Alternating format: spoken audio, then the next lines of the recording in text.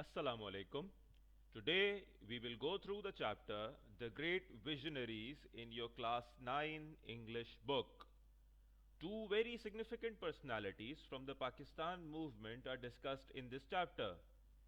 The first personality is Muhammad Ali Jinnah, also known as Qaid-e-Azam, and the second personality is Allama Iqbal, also known as the poet of the East. As you can see here, I have made a list of the learning outcomes of today's lesson. I hope that we will have fulfilled them all by the end of the lesson. Here I have made a list of the highlights of today's lesson. We will start with a brief discussion of the term visionary. Next, I will introduce you to Qaid-e-Azam and Allama Iqbal and discuss their political and academic achievements in detail. We will also discuss the roles these two heroes played in Pakistan movement. Once we are done with the discussion, I will then share with you the exercises that you have to attempt in your copies. Okay, let us discuss the concept of the term visionary. A visionary is a person who has the rare ability and foresight to anticipate the needs of the future and plans ahead as to how those needs can and should be fulfilled. A businessman with a vision usually ends up being the market leader in a relatively short time, while a visionary leader is highly likely to shape history. This is because visionary leaders tend to inspire the people to readily strive towards a better future in a united, coordinated, and passionate struggle which is highly likely to succeed. Today, we are going to learn about two visionary leaders who were part of the Pakistan movement. Now, let me give you a brief introduction to the man who came to be known as Qaid-e-Azam. He was born on 25th December 1876 in Karachi and named Muhammad Ali Jinnah. Qaid-e-Azam was the person who led the Muslims and helped them give shape to give their dream of a separate Muslim homeland free of the oppression of the Hindus and the British. He was one of the very few leaders in the subcontinent who were inclined towards promoting Hindu Muslim unity in the region and tried to convince the Muslims from abstaining for asking for a new country. But later, after witnessing the treachery of the Indian National Congress, he realized that the creation of a separate Muslim state was the only way to ensure peace in the subcontinent. Pakistan lost this great leader merely a year after its birth on 11th September 1948 at the age of 71. Allama Iqbal was born on 9th November 1877 in Sialkot. He is popularly known as the poet of the East. Allama Iqbal was honorably knighted by King George V in 1922. He was a great philosopher, well versed in Eastern as well as Western philosophies. He also pointed out some defects in the Western philosophy. He died on 21st April 1938. Allama Iqbal received his early education in his hometown in Sialkot. He went to Government College Lahore in 1895. Allama Iqbal passed his MA in 1899 from the University of the Punjab. He was appointed Professor of Arabic in Oriental College Lahore in 1899. Allama Iqbal left for England in 1905 for higher studies. He received a law degree in London. He was awarded a degree of PhD by Munich University for his work on Persian philosophy in 1908.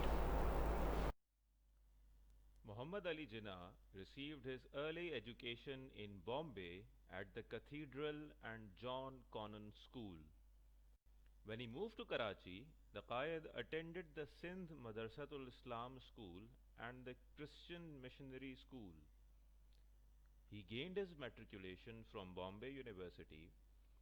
The Qaid then joined the Lincoln's Inn in 1893 to become the youngest Indian to be called to the bar 3 years later. Let us now discuss the political career of Allama Iqbal. He was a member of the Punjab Legislative Council for 4 years since 1926 till 1929. Allama Iqbal was elected president of the Punjab branch of All India Muslim League and held that post till his death. He presided over the Allahabad meeting of All India Muslim League in 1930 and presented the idea of a separate Muslim state for the first time. He wrote letters to Quaid-e-Azam in 1937 to encourage him to take up the cause of a separate Muslim state in the subcontinent. The Quaid-e-Azam began his political career from the platform of the Indian National Congress in 1905. He was one of the few people selected by the Congress to represent them in London and plead the case of self-governance of the subcontinent. Muhammad Ali Jinnah was such a promising talent that he was appointed secretary of Dadabhai Naoroji, who was the president of the Indian National Congress. Famous Hindu political leaders like Gokhale and Sarojini Naidu trusted and respected Quaid-e-Azam and referred to him as the greatest ambassador of Hindu-Muslim unity in the subcontinent. Being a smart politician and shrewd tactician, the Quaid-e-Azam quickly realized that the Congress was not sincere with the Muslims and was only interested in safeguarding the interests of the Hindus.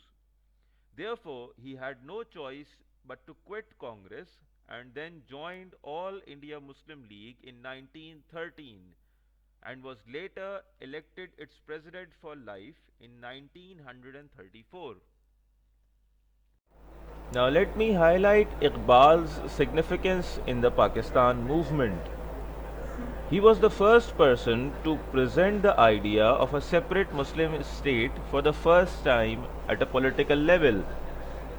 Allama Iqbal played a significant role in convincing the Quaid-e-Azam to join All India Muslim League. He used his poetry to urge the Muslims of the subcontinent to participate in the Pakistan movement. The Quaid-e-Azam played a very significant role in the Pakistan movement. This was because of the following three major reasons. Firstly, he was one of the very few political leaders in the subcontinent who were admired and respected by all religious and political entities. Secondly, he had been a part of the Congress which had allowed him to closely witness and understand their treachery against the Muslims.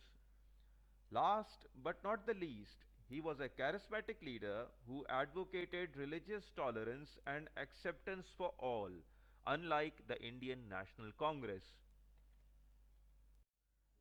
This is exercise number 3 from your English book. You have to read the chapter and try to understand the meanings of the words given here. Next, you have to make sentences of any 6 of the given words in your copies. In this exercise, you have to identify whether the statements are true or false. Here you have to match the statements of the two columns from table A and table B. You have to write your answers in your copies. In this exercise, you have to complete the given statement. Make sure you read the chapter before you attempt this exercise.